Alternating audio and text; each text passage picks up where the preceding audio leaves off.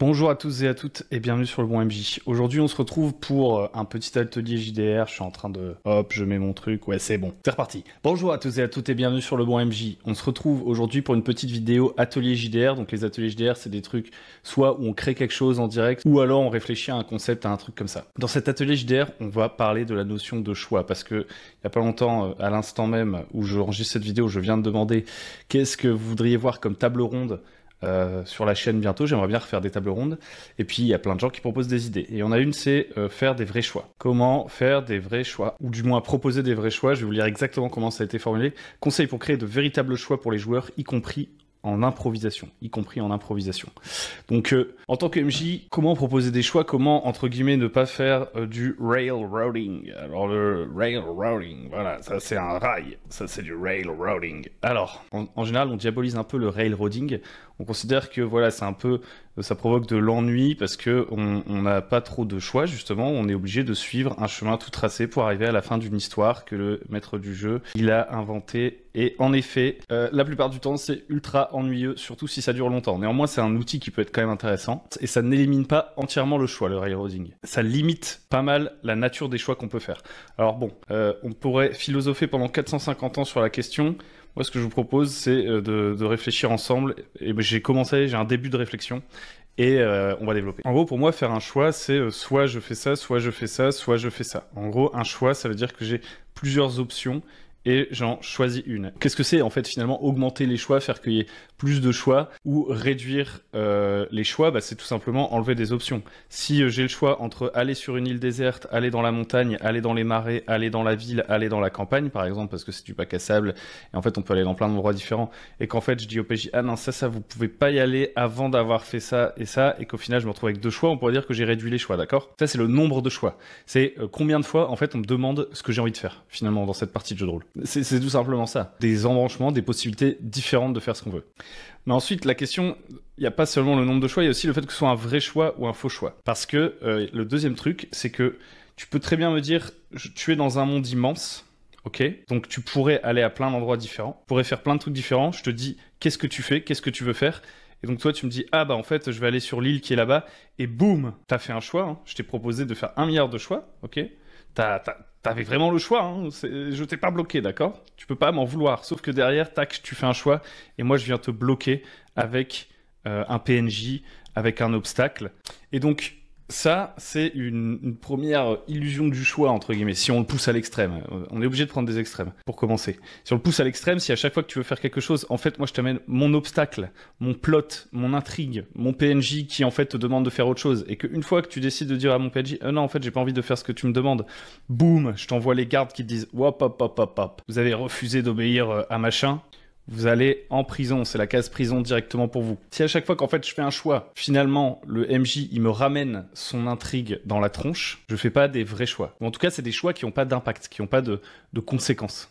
Parce qu'en fait les seules conséquences qui peuvent arriver, c'est à chaque fois que l'histoire avance dans la direction qu'a déterminé le MJ. Donc un vrai choix, c'est j'ai plusieurs options, et quand je choisis une de ces options, ça a des conséquences qui sont pas exactement les mêmes, d'accord? Donc il y a plusieurs, là on est parti dans tous les sens, il y a plusieurs, on va dire, leviers dans le choix, quoi. Le choix, c'est le nombre de possibilités que j'ai. Est-ce qu'elles ont des vraies conséquences? Il y a aussi, est-ce que je peux créer mes propres choix, en fait, tout simplement? Parce que là, quand on l'explique comme ça, on a l'impression que c'est nous qui proposons des choix. C'est nous qui arrivons et qui disons, bah voilà, vous avez 5 choix différents, la montagne, le marais, je vous refais pas le truc, choisissez l'un des 5 et ensuite on ira par là. Mais le joueur, il peut très bien vouloir dire, moi j'ai envie d'aller sur la planète Xénon.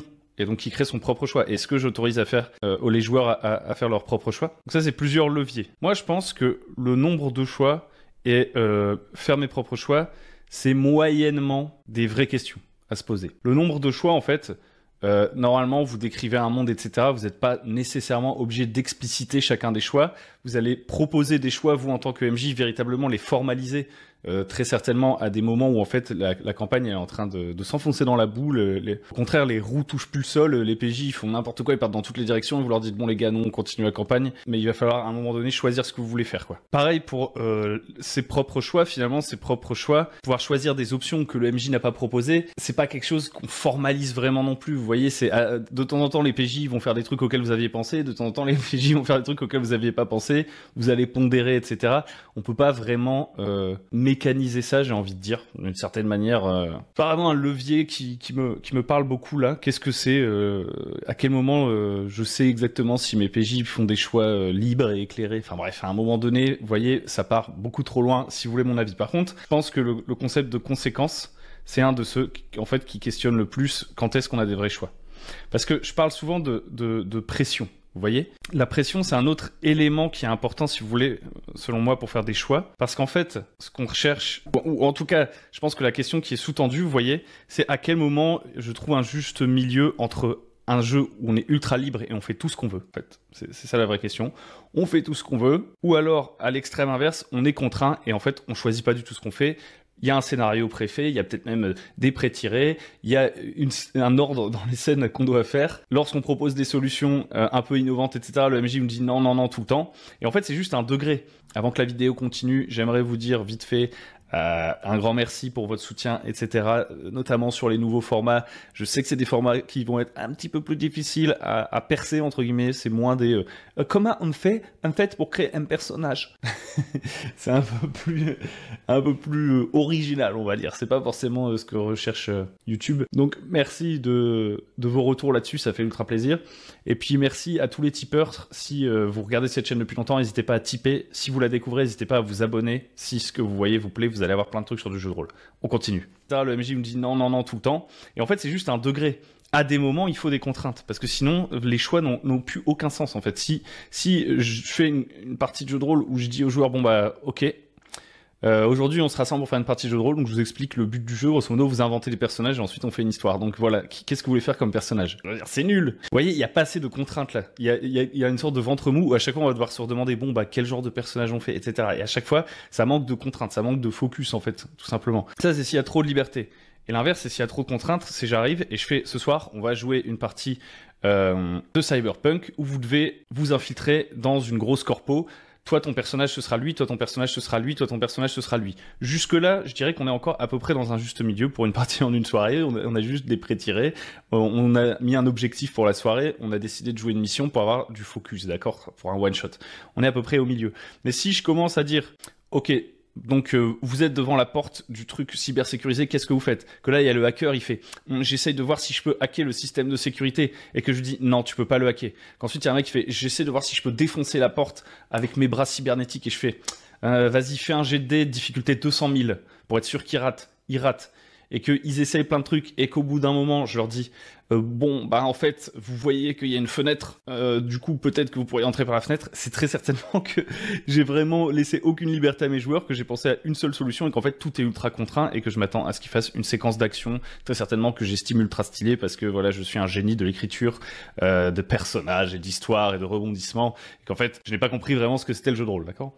Et donc en fait, nous ce qu'on essaie de trouver, c'est le juste milieu. C'est tout simplement ça. Il n'y a pas de comment je fais pour faire des vrais choix en improvisation et tout, il y a juste un équilibre.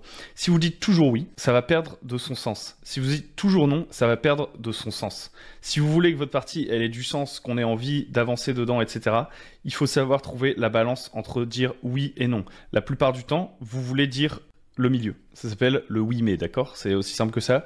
Le oui mais, c'est oui, tu pourrais faire ça. En fait, il n'y a rien qui t'en empêche là immédiatement, mais ça va être plus ou moins difficile. Et en fait, je dirais que le truc sur lequel vous jouez le plus quand vous voulez proposer du choix à vos joueurs, c'est oui, mais plus ou moins difficile, quoi. Ça, c'est vraiment le go-to. C'est le truc que vous faites tout le temps. La grande majorité du temps, vous dites oui. D'accord? Dès qu'il y a un joueur qui dit est-ce que je peux essayer de défoncer la porte, est-ce que je peux essayer d'escalader ce mur, est-ce que je peux essayer de faire X ou Y, la plupart du temps vous allez dire oui, ton choix est valide, je valide le fait que tu fasses ce choix, vos choix créent l'histoire, mais l'univers existe, l'univers dans lequel on joue existe, et ça va être plus ou moins difficile. C'est juste ça en fait votre rôle, et tant que vous êtes un peu là-dedans, grosso modo, bah, la question de est-ce que je propose des choix vraiment intéressants à mes PJ, etc., je pense qu'elle se pose pas tellement. Dans la majorité des cas, ça marche. Après, de temps en temps, vous allez dire non. Et des fois, vous allez juste dire oui. Excellente idée, il n'y a pas de raison que ce soit difficile à faire, il n'y a pas de raison que ça marche pas, oui. Des fois, vous allez dire non. Non, dans cet univers, c'est pas possible. Typiquement, désolé, désolé, enfin, je sais pas quand est-ce que sortira cette vidéo, donc ils sont peut-être déjà au courant. Désolé pour mes joueurs dans la Shadow March, à un moment donné, il y en a un, il soumettait l'idée, ah ouais, on pourrait réussir à dresser des fourmis pour en faire nos montures. Et en fait, dans cet univers, ce n'est pas possible. Elle fonctionne de manière collective, ou alors, je suis un peu médisant, je pense que je dirais oui, mais c'est quasiment impossible en fait. Il faudrait trouver un artefact qui te permette de contrôler des insectes sur le long terme, etc. Et voilà, tout simplement. C'est comme, vous pouvez dire non, par exemple, sur des options à la création de personnages, des trucs comme ça. Vous pouvez dire non. En fait, une fois qu'on est dans le jeu, qu'on est dans une situation, typiquement, voilà, il y a un volcan qui va bientôt exploser, ok, hop, là il y a un volcan qui va bientôt exploser, et il faut sauver différents peuples qui se situent sur une île. Vous êtes les PJ, vous êtes là, vous voyez que le volcan va bientôt exploser. Vous pouvez choisir de vous allier avec les peuples que vous voulez. Vous pouvez décider de faire fuir un maximum de gens, de leur faire quitter l'île. Vous pouvez essayer de trouver le moyen de ne pas faire exploser le volcan. Vos idées, toutes les idées qui sont formulées par les PJ, genre par exemple, est-ce qu'il n'y a pas un artefact qui nous permettrait de calmer le dieu qui se trouve à l'intérieur du volcan? Est-ce qu'il n'y a pas moyen de créer un navire qui nous permettrait de quitter l'île? Est-ce qu'il n'y a pas moyen de faire X, Y? Donc le comment on va résoudre cette situation, il est hyper libre. Alors, toujours une fois de plus pondéré par le oui, mais c'est plus ou moins difficile, parce que vous voulez que votre univers il soit consistant, etc. Si vous dites oui à tout, finalement on est juste en train de juste raconter une histoire avec des délires, etc. C'est absolument pas grave, mais je pense que c'est pas nécessairement l'expérience recherchée par la majorité des gens. Moi, vous voyez, si je suis à une soirée avec des potes et qu'on commence à raconter une histoire et qu'on surenchérit les uns sur les autres, etc., est-ce que c'est une forme de jeu de rôle? Peut-être, mais c'est pas ce qui m'intéresse quand je m'assois à une table pour faire une partie de jeu de rôle. Personnellement, je préfère qu'il y ait des contraintes avec lesquelles je vais devoir jouer et que ce soit des choix plus ou moins difficiles, et en plus tout ça pondéré par le hasard, etc., etc., etc.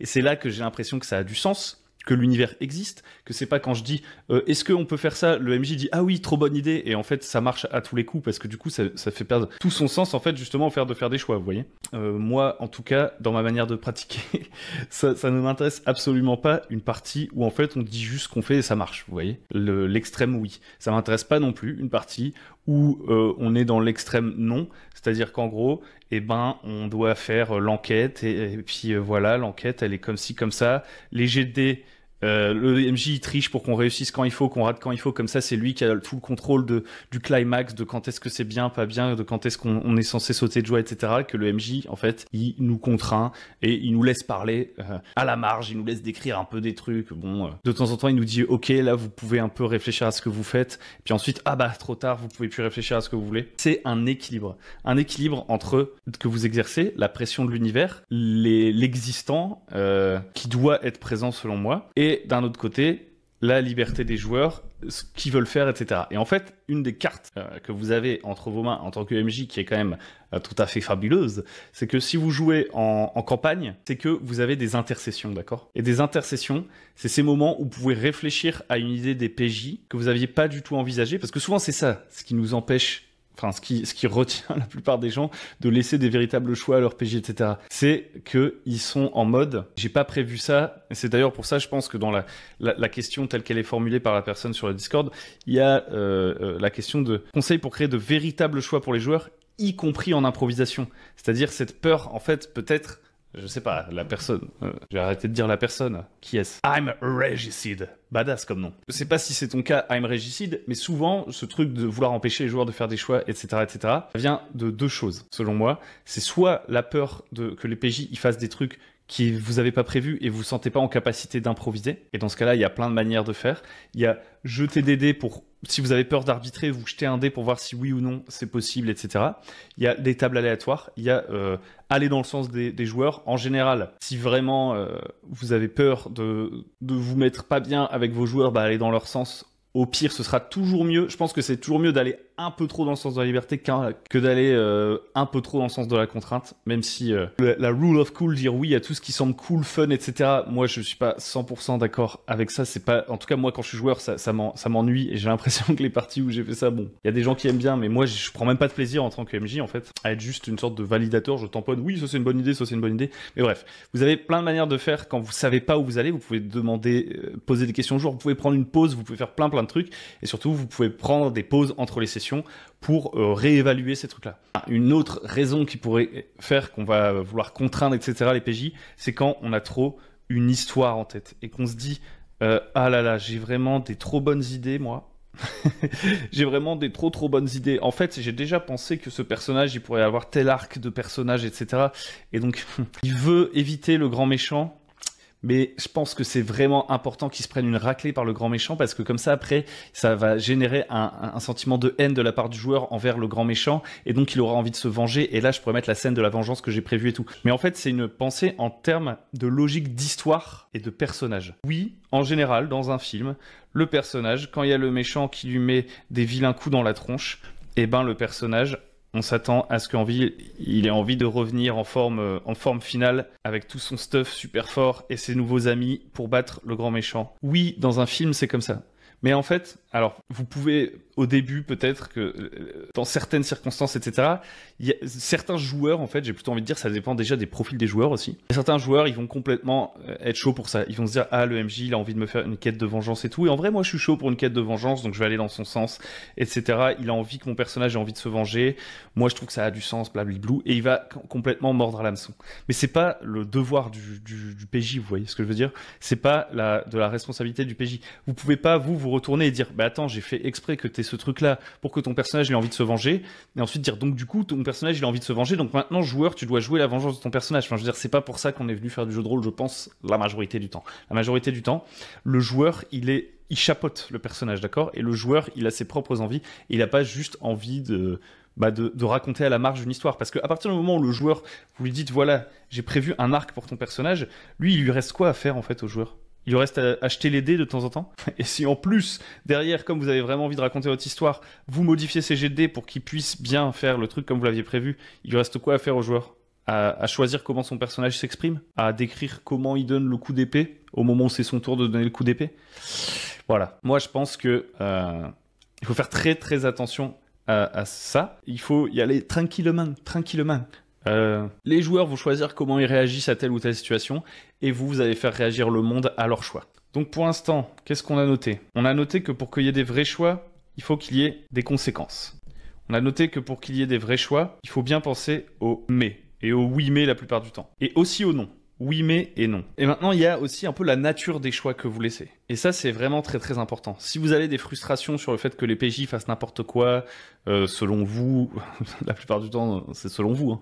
Si vous avez l'impression que les PJ ils respectent pas la campagne, qui respectent pas leurs personnages, qui respectent pas les intrigues que vous aviez prévues et tout, je suis pas là pour vous dire comment, qu'est-ce que vous devez faire pour vos parties de jeu de rôle. Si vous voulez, le vocabulaire déjà autour du jeu de rôle est tellement réemployé, modifié par chacun et tout que je saurais même pas vous faire un truc en mode ça c'est character driven, ça c'est un bac à sable, ça c'est un truc.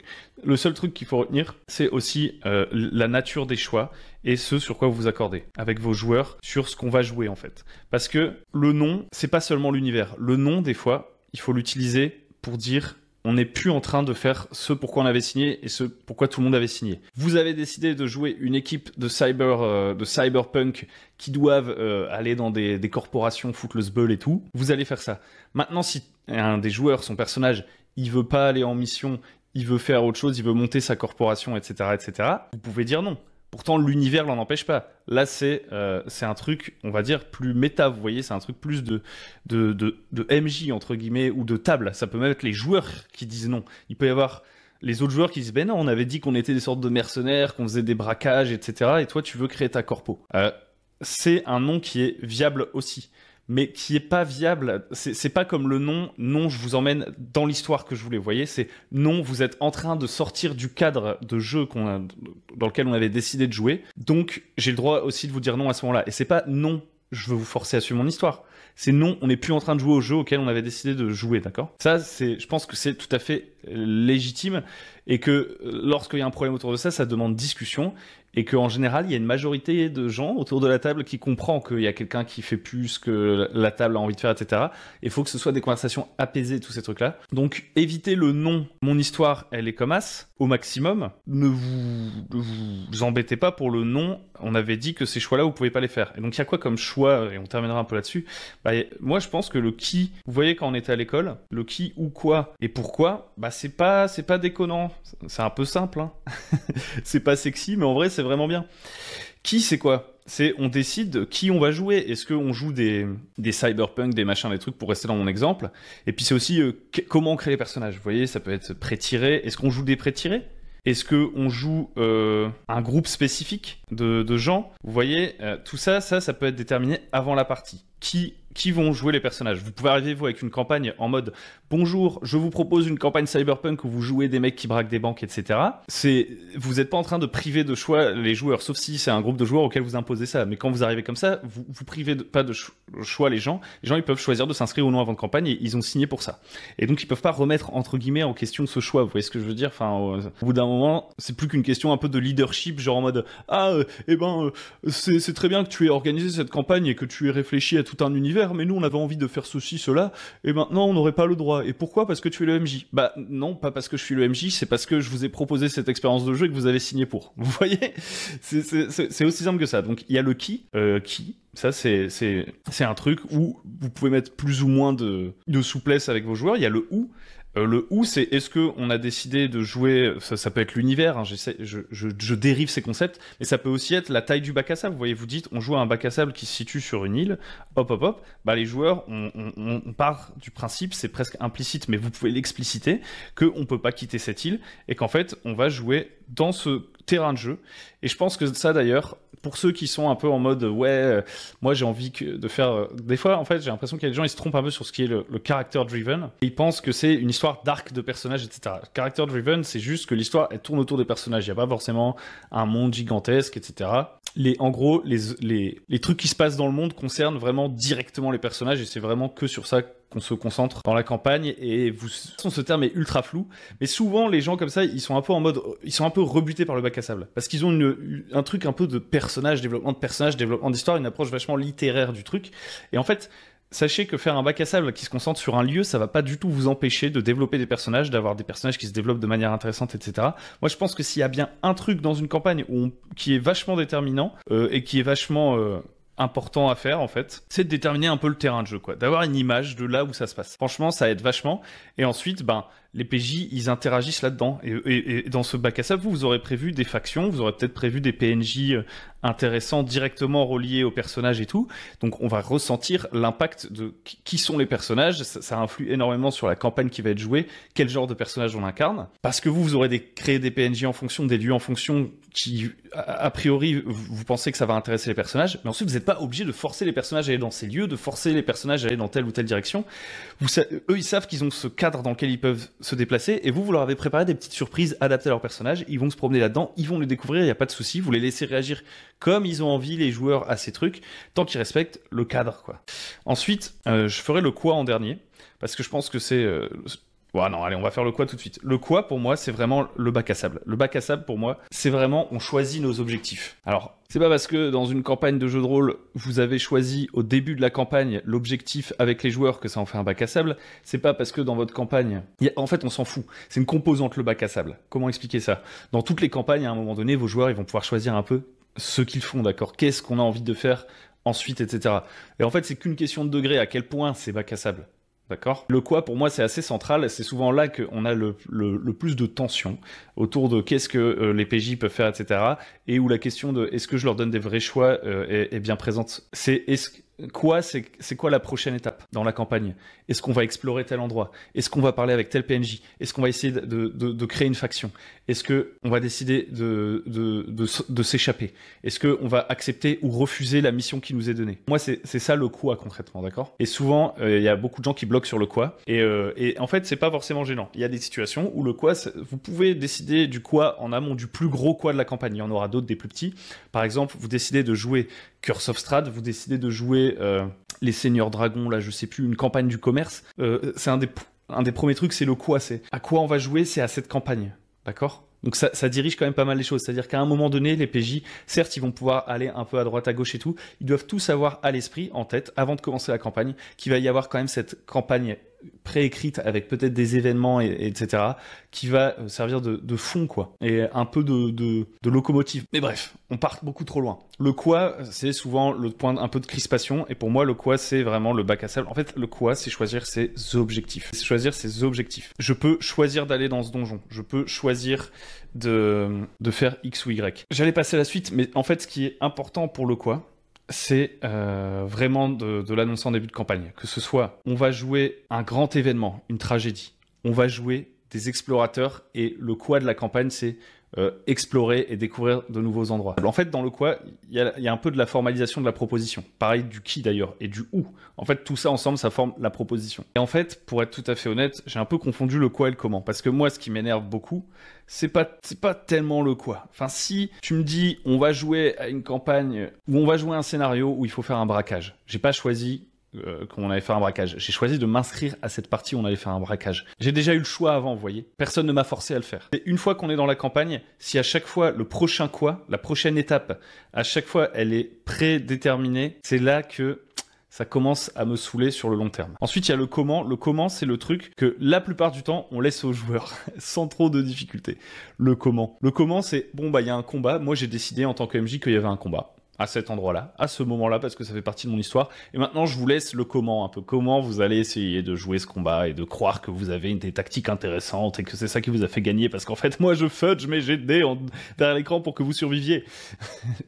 J'exagère sur ce point, mais bon, je vais me faire des ennemis. En gros, le comment, c'est une fois qu'on est dans une situation, qu'on a choisi qu'est-ce qu'on va faire, c'est comment on aborde le truc. On est dans le donjon, ben si on a dans chaque pièce, c'est déterminé, là il faut se battre, là il faut s'infiltrer, là il faut parler au PNJ, là il faut sauver tel truc, etc. Et que ça conditionne la suite de l'histoire, et que du coup, si on fait pas comme ça, le MJ va faire en sorte que ça se passe quand même comme il avait prévu. C'est qu'il nous laisse de moins en moins de chances de liberté par rapport au comment. C'est l'histoire du braquage dont je parlais tout à l'heure. On est devant la porte, on peut ni la défoncer ni la pirater parce qu'en fait il fallait monter par la fenêtre. C'est qu'on nous laisse pas le choix du comment. En général, ça c'est un petit peu plus rare. La plupart du temps quand même, il y a peu de MJ qui nous obligent à beaucoup de choses sur le comment. Moi, je trouve que c'est bien de bloquer les gens sur le comment, c'est quand ils sont en train de réinventer complètement l'univers alors qu'on n'a pas décidé de jouer à un jeu narratif émergent. Quand il y a quelqu'un qui dit vous lui dites, je sais pas moi, sur l'histoire de la porte là justement. Si vous dites qu'elle est indéfonçable, un machin qu'on peut rien faire sur cette porte, et que vous mettez 3 plombes pour dire qu'à côté il y a une fenêtre, c'est pas top parce que en gros, vous dites non, et vous attendez que les joueurs ils se disent bon bah que ça commence vraiment à traîner pour leur dire qu'il fallait faire autre chose. Ça c'est terrible. Si vous voulez vraiment qu'ils passent par la fenêtre, vous dites la porte a l'air impossible à détruire, vraiment par aucun moyen en votre possession. Par contre, vous voyez des fenêtres, vous voyez une échelle, vous voyez aussi un moyen d'entrer. Vous proposez plusieurs choix sur le comment on entre par exemple dans le bâtiment. Vous voyez. Là où moi je dirais non sur le comment, c'est justement là comme on vient de le dire, cette porte ne peut pas être défoncée. Ou alors cet animal que vous essayez d'apprivoiser est inapprivoisable, par exemple. Ou alors ce PNJ que vous essayez de convaincre de ne pas faire X, il pourra jamais être convaincu. Parce que ce personnage, de toute façon, il est hyper convaincu. Et en fait, c'est pas parce que tu me dis, toi, joueur, que tu veux le prendre par les sentiments et lui faire changer d'avis, que ça marchera. Parce que dans l'univers, là, tel quel, cette personne, tu pourras jamais la raisonner. Il faut qu'il y ait des contraintes comme ça sur le comment, quand même. Mais ça doit pas être partout. C'est-à-dire que, pour reprendre le petit schéma, là, le comment, c'est comme un cadre, encore une fois. Le cadre, c'est cette porte, elle peut pas être détruite, il y a cette fenêtre et cette fenêtre qui peuvent être utilisées. Là, il y a une échelle. Ici, il y a un coffre difficile. Genre, je mets des trucs de Donjon Dragon. Hein. Difficulté 18 pour être ouvert. Là, il y a une petite piscine. Là, il y a 2 méchants. Là, il y a quelqu'un qui est enfermé dans une cage. Bon, bah voilà. Maintenant, j'ai posé la réalité de l'univers. Dites-moi qu'est-ce que vous voulez faire de tout ça? Comment vous vous en sortez? Je suis pas obligé, si un joueur me dit, ah, en fait, il y a une autre fenêtre ici, de lui dire oui, bah pourquoi pas. Non, c'est pas ça l'idée. L'idée, c'est que vous choisissez. En fait, pour le comment, un conseil que je peux vous donner, c'est de plus vous concentrer sur l'univers. Qui sont les personnages en présence? Où est-ce qu'on est? Quels sont les objets en présence? Est-ce que cet animal, ce PNJ, je peux l'apprivoiser, le convaincre? Est-ce que cet objet, je peux le détruire ou pas le détruire?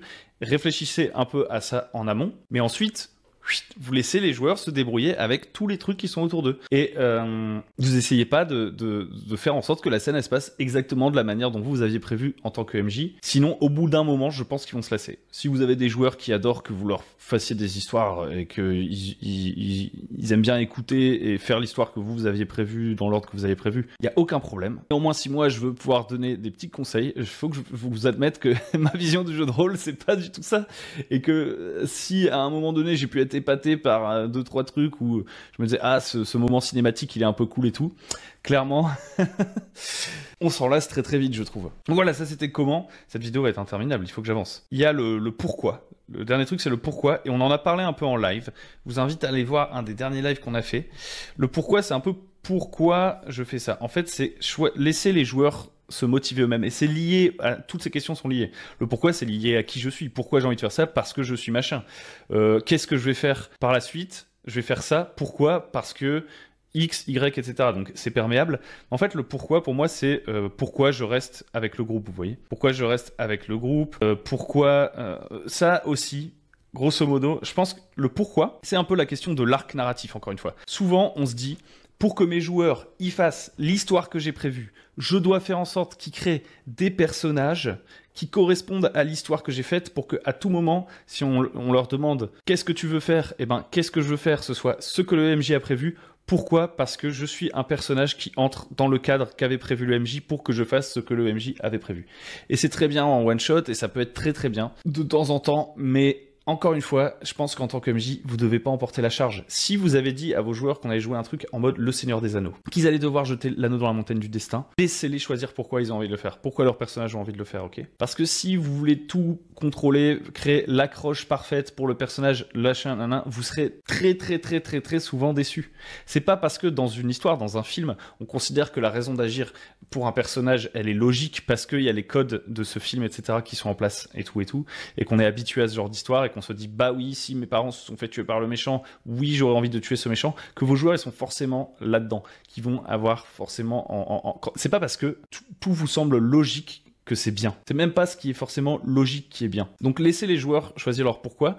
Dès lors que vous avez choisi un type de groupe, que vous avez choisi le qui, etc., moi je pense que le pourquoi c'est vraiment le truc à leur laisser. Parce qu'en fait c'est ça qui motive toutes leurs actions. Vous voyez, si je fais un bac à sable, je m'inquiète pas trop de qu'est-ce qu'ils veulent faire. Moi je mets des éléments et je vois ce qu'ils veulent faire. Et c'est à eux de choisir leur pourquoi. Le mec il me dit, moi je suis... un guerrier un peu vénère, ok. Je suis un guerrier un petit peu vénère, et ben en général j'ai envie de taper sur les gens qui attaquent mon village. Pourquoi ? Parce que je suis un guerrier un peu vénère et que j'ai envie de protéger les gens de mon village, etc. Et je suis pas obligé de lui dire ah non c'est pas logique, non nanana. Ce qui est relou, c'est quand les joueurs ils font des personnages extrêmes. Ça on est d'accord. Ça je suis d'accord avec vous. Quand le joueur il se justifie tout le temps en disant parce que c'est mon personnage il ferait ça, c'est un gros bourrin qui tape tout le monde, et ben vous en fait la réponse à ça c'est que très certainement que personne n'aime ce personnage et qui va finir par se faire tuer par les gens autour de lui en fait. Enfin genre s'il tue tout le monde à tout bout de champ, etc.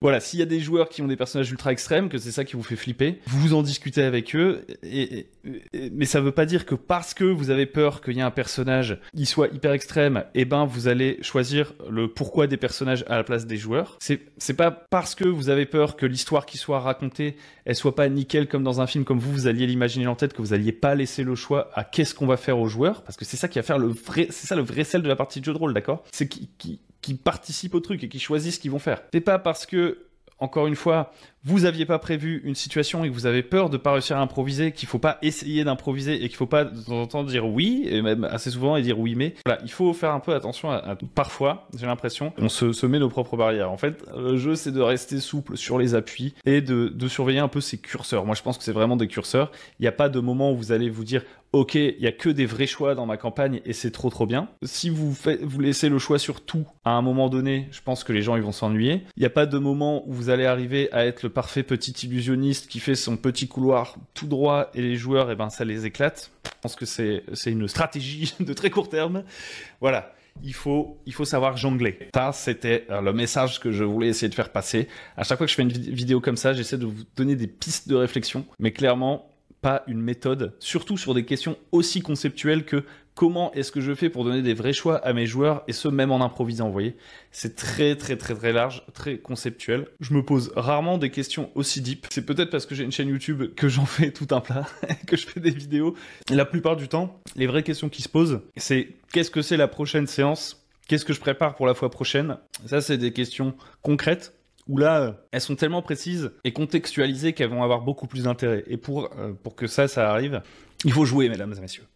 Bref, c'est ici que cette vidéo se termine. Je vous remercie. N'hésitez pas à aller sur Tipeee pour soutenir la chaîne, les ateliers JDR, venir en live, venez sur Discord, parce que c'est comme ça qu'il y a de la conversation, c'est comme ça qu'on s'éclate, quoi. N'hésitez pas à vous abonner, tout ça, et moi je vous dis à très bientôt sur le MJ. Merci aux tipeurs. Ciao.